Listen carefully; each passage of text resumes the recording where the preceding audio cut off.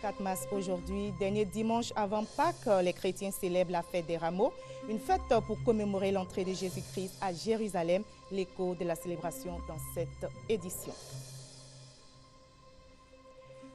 L'économie ivoirienne et ses perspectives sont bonnes, une embellie qui engendrera plus d'emplois et plus de moyens pour lutter contre la pauvreté.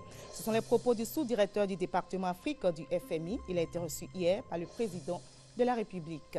Situation extrêmement tendue en Centrafrique. Les rebelles du Séléka qui affirmaient depuis hier leur entrée dans la capitale Bangui affirment la prise du palais présidentiel.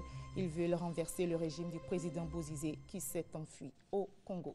Bonjour à tous, merci de choisir le journal de RTI 1. Au sommaire également de cette édition, le magazine du dimanche. Nous parlerons aujourd'hui de la cohabitation entre la francophonie et les langues maternelles. Peut-on parler de cohabitation solidaire entre la langue de Molière et les langues nationales? Nous poserons ces questions tout à l'heure à notre invité, professeur Kouadio Jérémy, doyen de l'UFR, langue, littérature et civilisation à l'université Félix Houphouët-Boigny de Cocody. Mais bien avant cela, intéressons-nous à la fête des rameaux. Je vous le disais, cette fête célébrée aujourd'hui, dernier dimanche avant Pâques par les chrétiens. C'est une fête pour commémorer l'entrée de Jésus-Christ à Jérusalem. Des processions avec des rameaux de palme, comme vous le voyez, sont donc effectuées pour marquer l'événement. Et ajouter que la fête des rameaux, célébrée le dernier dimanche avant Pâques, fait partie des 12 principales fêtes chrétiennes. Situation extrêmement tendue en Centrafrique, cela fait peur dans le pays. Les rebelles du Séléka qui affirmaient depuis hier leur entrée dans la capitale Bangui annoncent la prise depuis ce matin du palais présidentiel. De nombreux tirs et des détonations sont toujours entendus autour du palais. Le président Bozizé s'est donc enfui au Congo. Les rebelles qui veulent renverser son régime lui reprochent de n'avoir pas voulu les intégrer dans l'armée nationale. Et je vous le disais en début de ce journal, l'économie ivoirienne, l'état donc de l'économie ivoirienne et ses perspectives sont bonnes.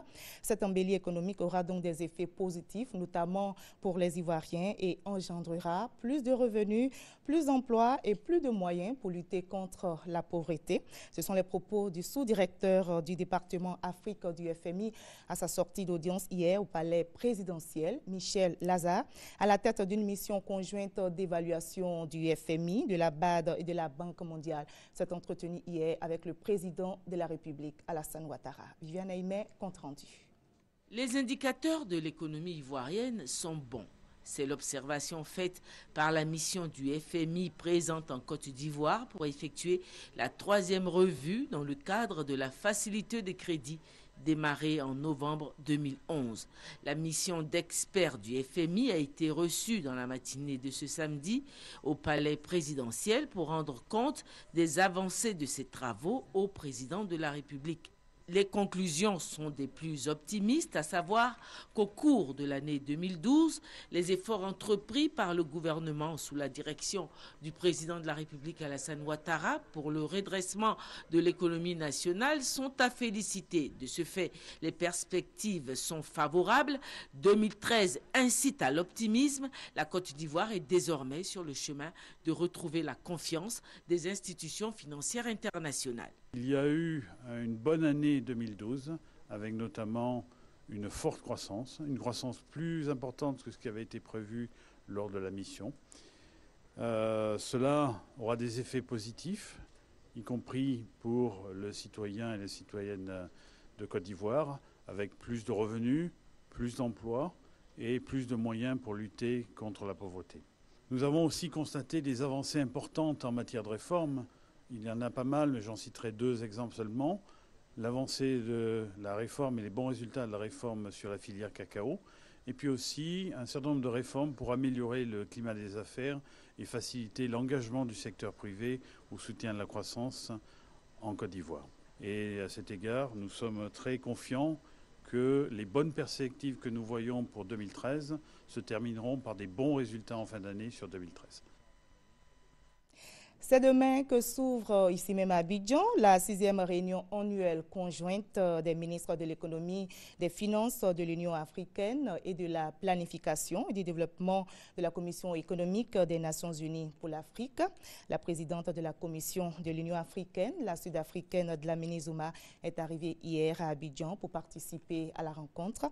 Elle a été reçue par le Premier ministre Daniel Kablan-Duncan. Ajoutez que cette rencontre annuelle est placée sous le thème « L'industrialisation au service de l'émergence de l'Afrique ». Nous allons maintenant écouter quelques réactions des membres de cette délégation de l'Union africaine.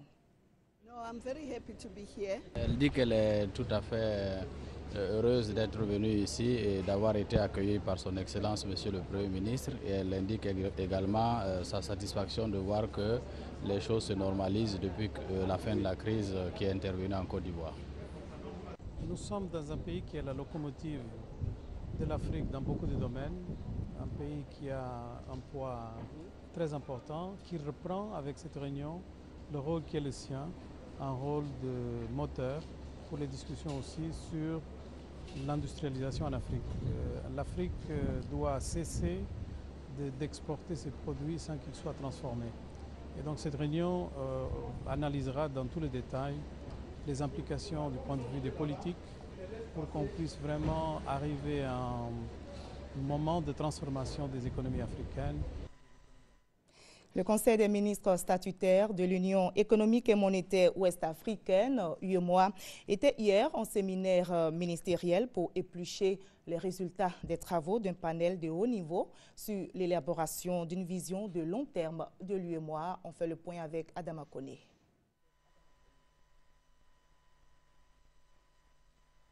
L'Union économique et monétaire ouest-africaine veut passer à la vitesse supérieure dans le processus d'intégration. Elle se donne ainsi les moyens de mieux cerner les enjeux et défis dans les 10 prochaines années en apportant des réponses aux facteurs qui fragilisent les grands chantiers intégrateurs. C'est tout le sens du séminaire ministériel sur l'élaboration d'une vision de long terme tenu ce samedi à l'agence de la BCEAO d'Abidjan. Séminaire qui a pour matière première les travaux du panel de haut niveau qui s'est déjà réuni à 6 reprises. Les résultats de nos travaux permettront de consolider le socle du processus d'intégration afin de l'ancrer dans le quotidien des populations de notre espace communautaire. Selon le président du Conseil des ministres statutaires, Tiena Koulibaly, le séminaire vise 3 objectifs. D'abord, l'actualisation et l'enrichissement des analyses et recommandations du panel. Cet exercice terminé, il leur reviendra ensuite d'adopter une feuille de route dont les modalités d'exécution seront enfin confiées à un comité d'experts. De l'eau potable en quantité et en qualité, alors comment faciliter l'accès aux populations africaines? La question préoccupe l'Association africaine de l'eau qui vient d'organiser une conférence débat pour en parler et tenter de trouver des solutions. Le reportage est signé Maïsako. L'eau se fait de plus en plus rare dans les robinets des ménages tant à Abidjan qu'à l'intérieur du pays. Mais le mal n'est pas spécifique à la Côte d'Ivoire. Les pénuries d'eau touchent l'ensemble des pays africains et la situation préoccupe l'Association africaine de l'eau. Ceux qui reçoivent de l'eau, est-ce qu'ils reçoivent de l'eau de qualité? Ceux qui reçoivent de l'eau, est-ce qu'ils reçoivent des